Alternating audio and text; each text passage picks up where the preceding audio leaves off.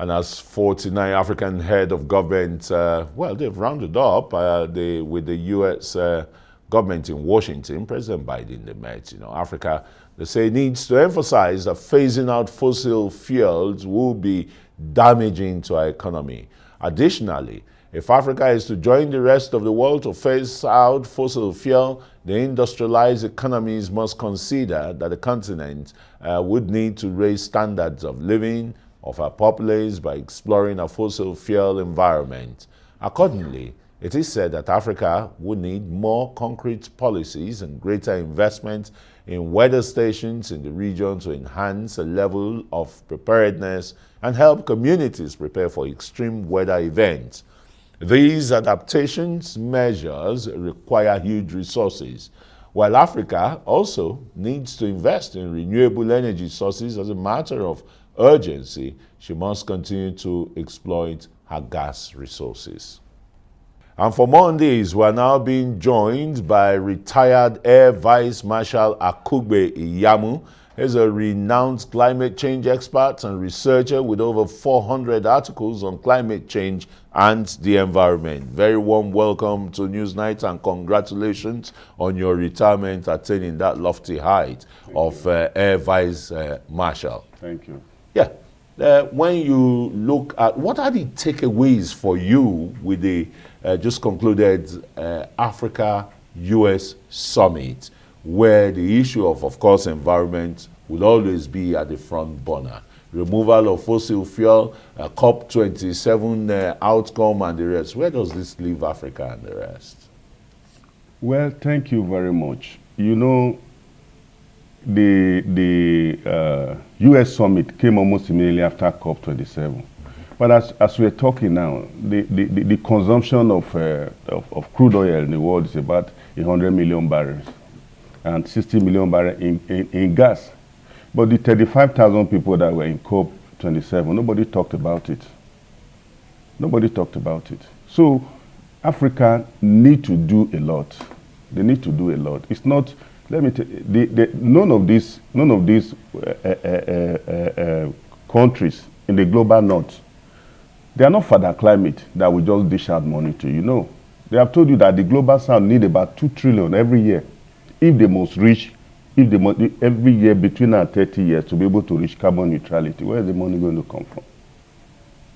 The whole world will need about 275 trillion US dollars. Where does this leave Africa?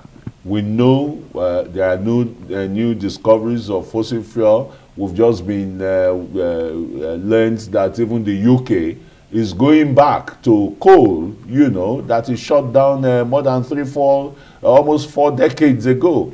And Africa, what are we really gaining from this environmental change or climatic change and the rest? What is the advanced nations bringing to the table for us?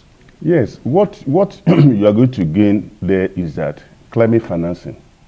And climate financing is not as easy as you are mentioning it. Then in COP27, they gave you loss and damage. What is loss and damage? Generally, it means the destruction of climate change that cannot be mitigated by, that cannot be avoided by mitigation and adaptation. So what I saying, that is not affecting the life, the infrastructure, and everything. Look, the World Trade Organization have told you that there's no way Africa can stand on their own and do what is expected for the climate change. They have to involve world trade policies to be able to do that, because it is affecting biodiversity and everything. But in Africa, there's a lot of all these things. For Nigeria, you have the largest mangrove in Africa. You have the youngest demography, which these are very essential. What the World Trade Organization is trying to encourage you to do is to sell environmental goods and services to be able to attract this money. There's no further climate that is going to bring money in here. Now, the energy transition, there's a matrix between energy and poverty. The energy transition is a very, very expensive venture. So where are you going to get money to do that? There's no way that we're going to stop the production of fossil fuel.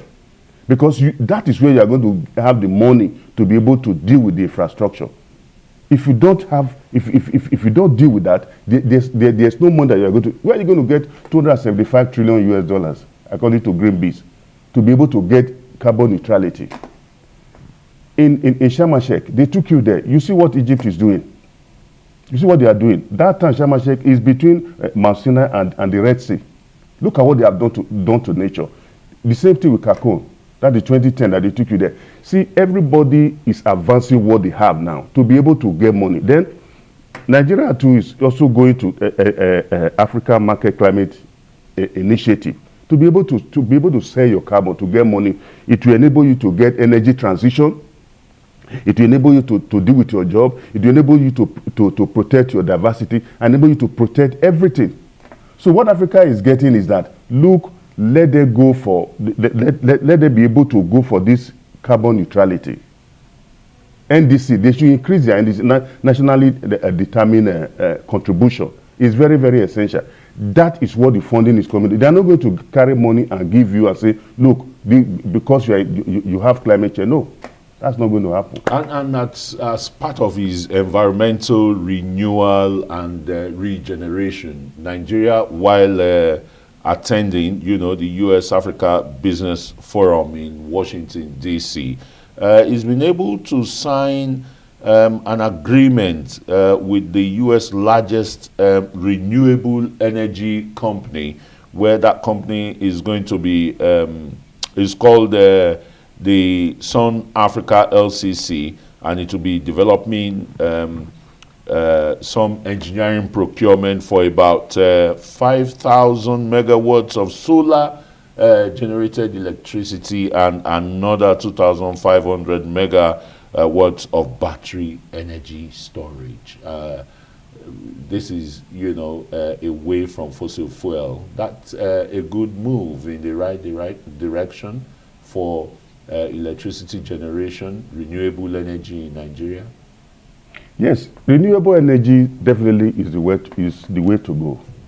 Africa, the Sahel, is the largest bed for materials of the renewable energy, for batteries and for wind turbine. And that's why we're having a lot of instability there, because of the interests that want to, go in, mine illegally, and subjugate the people, arm the people to fight against each other. Well, that could be part of it. You don't want to look at the conflict side. You just want to look at the looking at the side. renewable energy. Yes. See, the good thing about Africa is that they have almost 30% of the renewable energy content of the world. But we have 1% penetration. We have 1% penetration. So it is the infrastructure. See, if you have a delay or disorderly transition of energy, you are going to affect your financial system. Climate change is not just climate change now. You see, you have to have disclosures now, because it is threatening the financial system. Do you understand? So getting the renewable energy is very, very capital intensive. It is good, but I think we should look more on the gas that we have as a transition energy. Then when we exploit that, we'll be able to get money to be able to go to renewables. Yeah.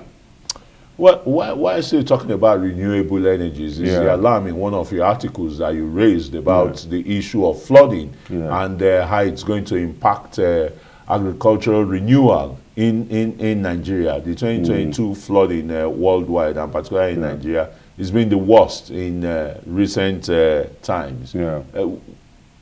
Do you think government is putting mechanism in place? I mean, you've been even at the National Emergency Management Agency then when you were seconded. Are they doing enough, government doing enough, and other stakeholders to redress that feared imbalance that can lead to food insecurity, or that we are beginning to see in food insecurity in the country? You see, when you have flooding, the first casualty is food security. Food security, and you must address that. See, in COP27, the Gates Foundation saw the threat of food security to Africa, and they are investing 1.5 billion for you to be able to develop agricultural resistant crops and smart agriculture. So that is, you see, food. If you don't do that, they are encouraging us now to invest in the vulnerable areas. Now you have 267 billion cubic meters of water. You understand? And 58 of this one is the surface water, and you have only 37 billion cubic meters groundwater inside the dam. Yeah. So you need to increase that. You need to increase that, and you need to be able to build a whole lot of things like the early warning system. Now, the various community have to be able to analyze the crisis as it is coming. They need structures, no matter how basic, to be able to analyze it. Now, if they're able to analyze it and they're able to take decision, it's better. It's better. So preparing for flooding for flooding is a concourse of factors. There's no one size fit all. No, because if you don't do it well this year, next year you are going to have a bigger problem. But this is perennial. I mean, in Nigeria, it's perennial. The moment Lago Dam is released and the rains are really high up there, that's the result we have. Like Bayelsa was underwater. Bayelsa we know is below sea level, but that didn't help its case at all. Jigawa, same thing. Communities around the Gongola Basin up to the Benue Troughs and the rest. The River Nigers and Benues flooded and communities were lost. See, where you have the river, we're very lucky. Two rivers flowing through Nigeria. You have 325 dams. Now, you need more. You need a bigger one to be able to store this water and release it under control. If you must control flooding. And you need spillover points along the way to be able to control it. And this water is not wasted. When the flooding is gone, you bring it back for agriculture. Now, you see, we are living in a world now that where there are so many existentials. Nobody envisaged the COVID-19. Nobody envisaged the conflict in Ukraine, and these are putting pressure on the world agriculture, and people have to develop it. People have to develop. Well, the arable land in Nigeria is about 92 million hectares.